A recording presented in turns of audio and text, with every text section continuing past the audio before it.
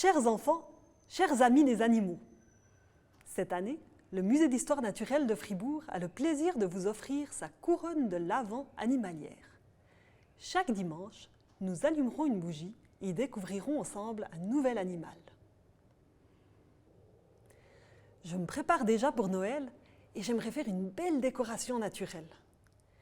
J'ai trouvé cette immense pive que je pourrais peindre et accrocher à mon sapin. Mais pourquoi cette pive a une tête et des pattes? Oups, je crois en fait qu'il s'agit d'un pangolin.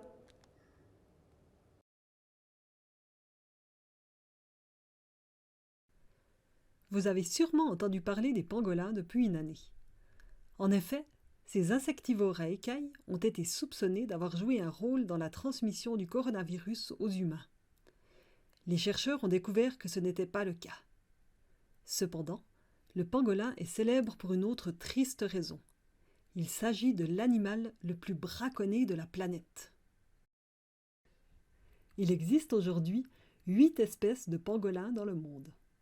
4 en Asie, comme par exemple le pangolin de Malaisie, et 4 en Afrique, dont le pangolin à écailles tricuspides. Toutes les espèces sont en danger d'extinction. Ces animaux sont chassés pour leur viande, que certains pensent être un plat de luxe, mais aussi pour leurs écailles, considérées comme un remède magique contre l'asthme ou les rhumatismes dans la médecine chinoise. Et pourtant, elles sont faites de kératine, la même matière que nos ongles.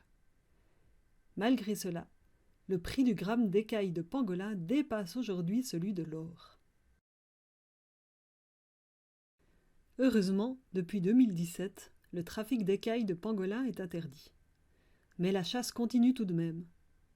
Il faut dire que le pangolin est facile à attraper. Lorsqu'il se sent menacé, il se roule en boule. C'est efficace contre ses prédateurs naturels, mais pas contre les chasseurs humains qui n'ont qu'à se baisser pour le ramasser.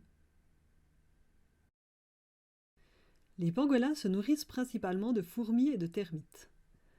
Après avoir repéré leur proie grâce à leur excellent odorat, ils fouillent les souches, les feuilles au sol, les crottes d'éléphants ou les buissons pour les attraper avec leur très longue langue. Suivant leur taille, ils peuvent manger jusqu'à 2 kg de fourmis ou de termites par jour. Sachant qu'une fourmi pèse en moyenne 10 mg, ça fait beaucoup d'insectes à avaler.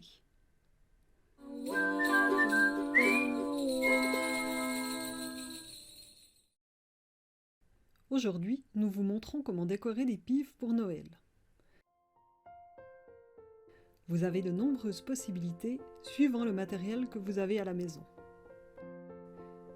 Vous pouvez par exemple coller une étoile sur chaque écaille de la pive. Vous pouvez aussi peindre les écailles avec de la gouache ou de la peinture acrylique.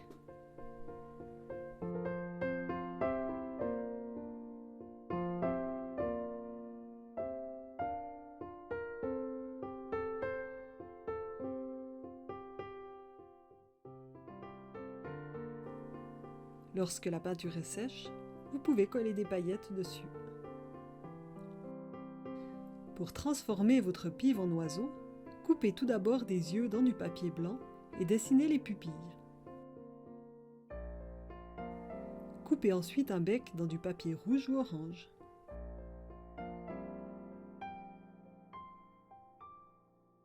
Finalement, collez les yeux, le bec et des plumes pour les ailes avec de la colle blanche.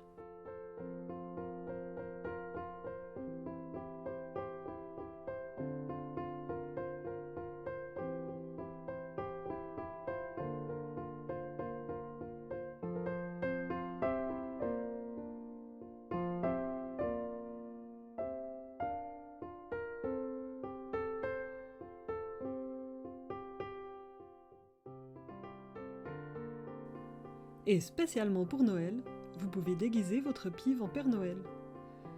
Coupez un demi-cercle dans du papier rouge et collez-le bord à bord pour faire le bonnet.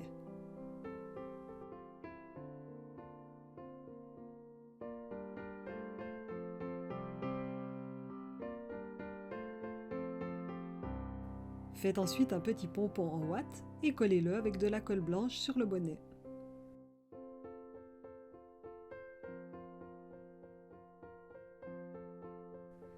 Coupez des yeux en papier, dessinez les pupilles et collez le tout sur la pive.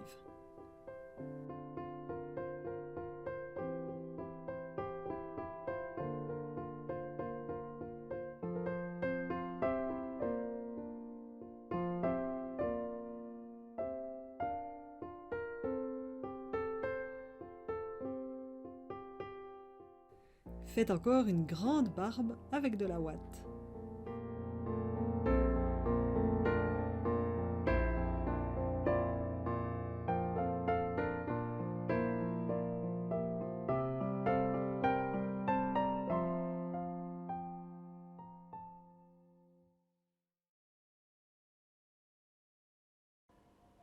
Et voilà, nous avons déjà plein de belles décorations pour notre sapin.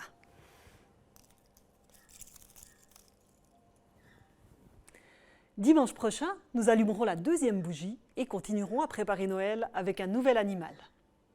Si vous voulez découvrir d'autres animaux, vous pouvez voir ou revoir le calendrier animalier 2020 disponible sur www.mhnf.ch ou sur notre chaîne YouTube Museum TV. À bientôt!